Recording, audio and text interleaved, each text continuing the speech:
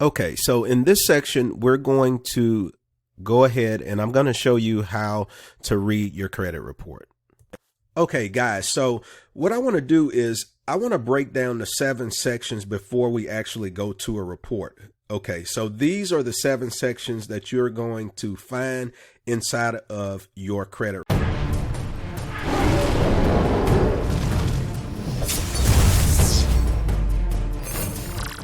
report. Number 1 is going to be your personal identifying information. This information is going to include your name, your date of birth, your employers, your phone numbers, and your addresses. Okay, and then the second section that you'll find, and these are not always in categorical, in a chronological rather order, but I'm just going to flow through them. So the credit account. So with credits, that's going to represent your mortgages, your loan payments, creditors. It'll show the section where it'll show your payment history, you know, the date that you opened an account, how many months you've been paying on it, any late payments, on-time payments, that type of thing. That's going to be found in your credit accounts. Okay, and with that, let's go to public records. So public records, this may be 0 for you, or you may have something in your public records if you have filed bankruptcy, if you have any type of liens or judgments. That type of information will be found under your public records. Then you have the collection account. So the collection accounts is exactly what it is. It's an account that you had, and let's say it fell delinquent, and then it went to a derogatory status where the company is now trying to collect on the debt. That's going to be the collection accounts. Okay, and then you have your hard inquiries. Now, the hard inquiry is when you fill out a loan application for credit.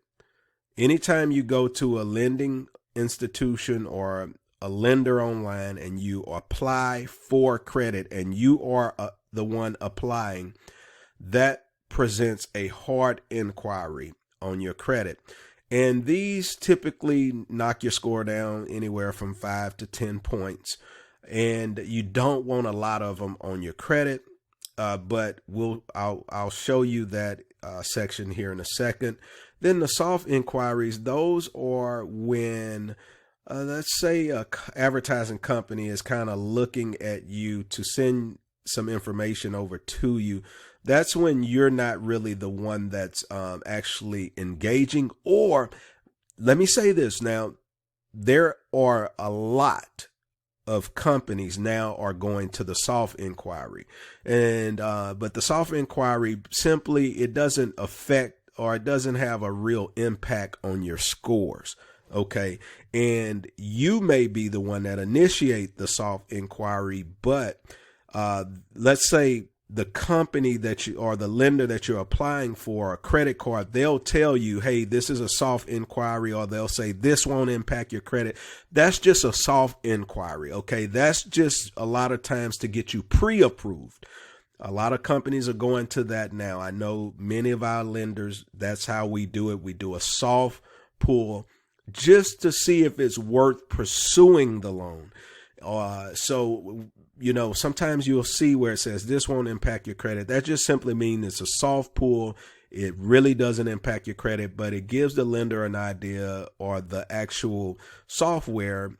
They call it an algorithm. I don't want to get real deep on you. I'm trying my best to stay as concise as possible with this, but you know, sometimes you want the information, and I don't want to not give you all of the information. So basically, with these fintech companies, which is financial technical companies, meaning companies that use technology to score their applications or to score whether or not they're going to approve someone, a lot of times they use soft inquiries to initiate the process. And if you are not over a certain threshold, then it's going to say, hey, you know, unfortunately, we're unable to help you at this time. If let's say you do a soft credit card pull, to say it's not going to affect your credit, but then you get pre-approved, Then after you go through the final process, they'll run a hard inquiry at the end once you are actually filling out the full application. Okay, so just to make that make sense. And then you have your consumer statement, and that's where you actually have an opportunity as a consumer to write a 200 up to 200 word statement, just maybe explaining something about your report. I know that some people use those for different scenarios, but at this point, I just wanted to tell you about the 7. Let's go ahead and jump into an actual report. If you haven't signed up for SmartCredit, there is a link below so that you can go ahead and sign up. It's a free trial. But you want to go ahead and sign up, because what's going to happen is that when we dive into this report on the next section, you'll be able to follow along. You'll be able to pause this video. You'll actually be able to educate yourself on these 7 sections as you go through this process. Okay, so we're at SmartCredit. I'm going to go ahead and log in.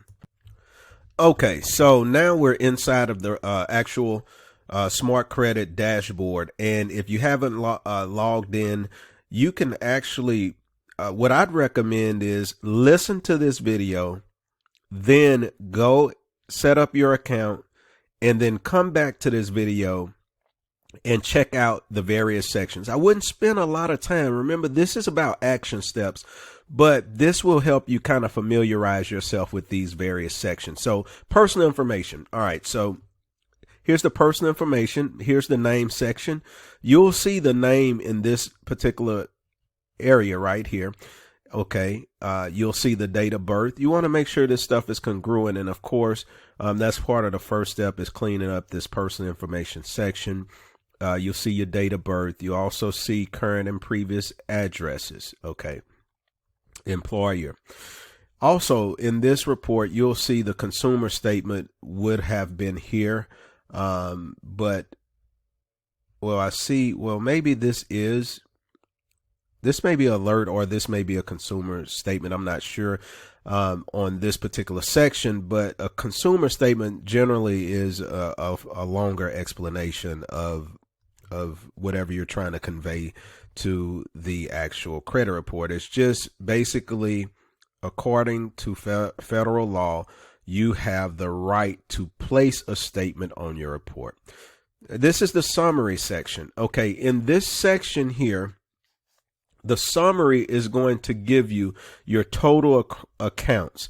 So these are the actual accounts that are showing up with the various credit bureaus. Okay, so if you look at this area right here and you see where it says total accounts 116.8, sometimes this information, well, not sometimes, many times, this information is not going to be congruent. And there's a number of reasons for that.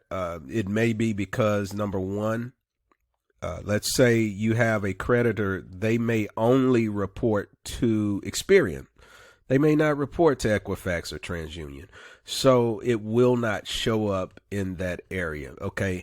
But for the sake of this, the summary basically give you a snapshot of your credit report. It'll tell you how many open accounts you have, how many closed accounts, delinquent accounts, okay, derogatory accounts, things in which we are going to be working on. Credit Secret Exposed. Hello, welcome to my YouTube channel. You want to learn how to get rid of charge-offs, how to get rid of late pays, how to get rid of bankruptcy, student loans, medical bills, collections, repossessions, all of the above, right? Well, you are at the right place. And let me just share this with you while I have you. Number one, why am I exposing these secrets? Well, number one, I'm in the business finance sector, so I believe in giving as much value away and teaching people, listen, this is how you have to level up your credit in order to get approved. So I decided to make this playlist to give you guys access to the first portions of the course, and then below you can get access to the course for $1. That's right. So you can click below and get access to the course. But listen, how is this going to work? Let me show you. If you look here, you will see that This is a full, complete course. I mean, it goes from business finance tips to getting a copy of your business credit report. This is the actual course that you're getting videos for on this playlist, right? And so I just wanted to show you this. And then I also want to show you another slide. All of these courses, all of these are inside of the course. And I mean, the list just goes on how to calculate scores, the never do's, what you're not supposed to do. I mean, it talks about credit freeze, all kinds of Nexus, Lexus, any and everything that you want to do to remove late payments and things like that. But let's go ahead and jump in the video. If you like the video, click a like button, hit the subscribe button, mash that notification bell so you will know, get notified when we put another video on with your report. Okay, so if you're looking at your report, you'll see here if you have any derogatories, it'll show up there. Okay, now don't get too tied up into over obsessing about this section right now. If you see derogatory and you're looking at your report, that's fine to go through it and take a look. But remember, we're trying to get to the action steps. And I see a lot of people, when they're going through this process, they slow down this process by trying to learn every single thing. I've been doing this for over 17 years, not actually the credit repair aspect of it. I've done, if you know my story, you'll know how I got in this particular industry. And I'm not going to go into detail about that now, but I'm going to say that I have several colleagues in the space, and the laws are ever changing. And so, we're ever learning. I don't know it all. I may know a lot, but I don't know it all. And so, with that being said, don't wait to learn everything. Don't get obsessed. If you have some derogatories, look, take a look at it, see it for what it is. But there's steps to this that I'm going to be walking you through that's going to help you to take care of these things. So don't obsess over it at this particular time. Okay, you see your balances, you're going to see your payments, and that should be your total monthly pay outlay, and then whether or not you have public records, and then your inquiries. Okay, and then now we're getting, it says account history. This is the credit section. Okay, remember we talked about the various sections. This is the credit section. This section here is going to reflect different accounts, and in SmartCredit, which is awesome. I mean, if you look at some of these other credit reports, you'll be confused. It's so complex. That's why I say it's worth it to work with this particular system to so that you can stay logged in. Okay. All right. So okay, so account history. So if you look at this section, not open, unknown, the current, 30 days late, 60 days late, 90 days late, 120, 150, payment plan, repossession or foreclosure, charge off or collection. Okay, so this is your key. Okay, this is your little key so that when you see these particular items within the report is going to be explaining what's going on with this particular account. Okay. Now, if you don't have any accounts, then you should be in a different course that teaches you how to actually add these lines. Or we may have a section in this course. Not sure if it's in this particular course because there's various courses and different courses we give people access to, but we do have ways in which to help you with that. Okay, so you're okay if this particular session don't apply to you and you don't have any account history. Don't worry about that. There's parts of this program that's going to show you how to build that. Okay, so all right, so sweet. So you'll look at the high balance, right? And mind you, another thing, as I go through this, don't try to figure it out all right now, because this is an overview. When we go, let's say if we are specifically talking about collections, there's going to be a section in this training that's going to go over collections. This is just helping you find them, to know where everything is at. You know what I mean? When it's time to actually go in and dispute an item, it will break that particular section down. Okay. But this is just showing you your high balance, shows the actual balance, the date it was open, the balance that's owed, the close date's not closed yet. Why? Because it's an open account, right? It's still open. That means it's reporting, it's active. Okay. The account description, it's an individual account. Now, if it was a joint account, that's just when you have a cosigner or when you actually sign something with a spouse or anybody, a partner, that will show as a joint rather than individual. But this is an individual account. Dispute status, account not disputed. So this account is not in a dispute scenario, which is good at this point. Okay. Complete department store. It's the creditor name. Open. It's current. Man, current is what you want to see. Okay. Current. You want to be current on your bills. All right. And then payment amount, the amount of the payment. Okay. Last payment. It'll say when the last payment was actually paid. The amount due is zero due right now. And it's a charge account. So this particular account is a JCPenney's account. And I'm not going to go too in depth with this, but a charge account is basically a revolving account. It's an account, basically credit cards and lines of credit, okay, as a revolving account, because the actual amount that you owe, it fluctuates depending on how much of the credit that you use. Okay. All right. So that's a revolving account, but that's how you actually read this particular section of the credit report.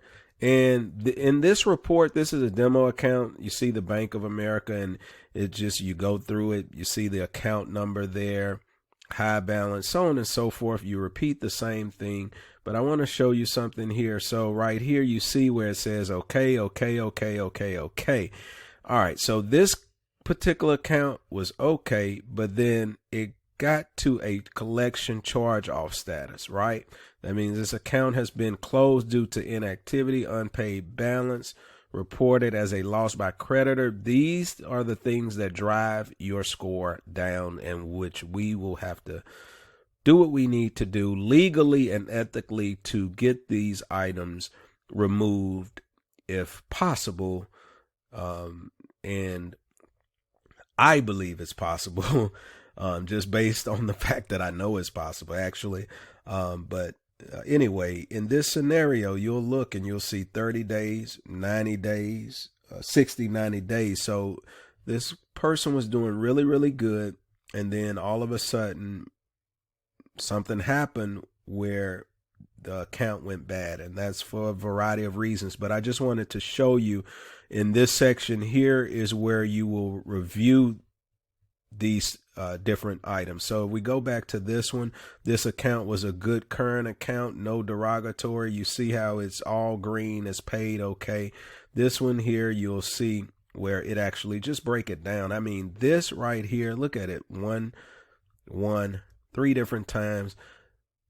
I'm telling you, this is one of the best system as far as breaking down a credit report in an easy to read format. Okay, so I'm going to scroll all the way down. Well, actually, I'm going to kind of walk through this a little bit here. So you'll see with this account, is this 2 different accounts? 5. Okay, this appears to be the same account, but it's actually showing open and current. And of course, this is a dummy account, so I'm not going to get too deep into that. You see how to read it. I want to go down just to show you these other sections of the report. Okay, so this is the, remember we talked about inquiries. This is the inquiry section. And if you scroll all the way down, let me just show you. So these are just different accounts, and I'm not going to go through that. I'm going to go down. When you scroll down to the bottom of your account, you'll see public information. So if you have filed bankruptcy, or you have some type of judgment out there, it will show up under this public information section. If you see it and you have it, don't worry about it. We have ways in which we can help you to get these items removed, updated, or showing how they're supposed to report on your credit if they're legally if it's legal to report it at this specific time. Because just because something is true, it doesn't necessarily mean they have the right to report it. And we'll get into the deep technical portions of that, but I just wanted to throw that out there. I always get ahead of myself because I'm fascinated by this stuff. Inquiries. Okay, so this is where your inquiry is going to show. On this particular person, man, they have a lot of inquiries.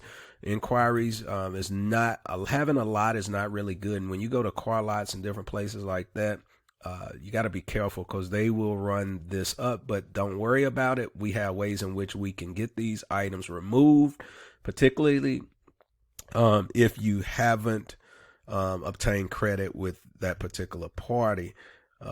And so that's pretty much it as far as reading the report.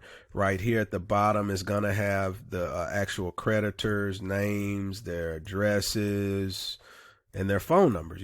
Because you have a right to know all of this information, but do not contact these individuals because that's not why I'm showing you that. I'm just letting you know that it's on there.